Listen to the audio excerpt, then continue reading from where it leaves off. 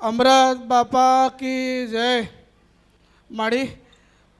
મારું નામ મનીષ માછી છે. હું વડોદરાથી આવું છું. એમાંથી અમારું જે ઘરમાં જે ભયંકર એવું દુઃખ હતું એ અત્યારે શાંત થઈ ગયું છે.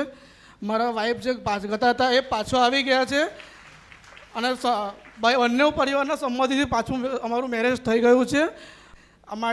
એમાં હતો તમારો ખૂબ ખૂબ આભાર. મારી આ કામ તમે જ કર્યું, તમારા સિવાય કોઈ કરી ના શકે. તમને દિલથી વંદન છે.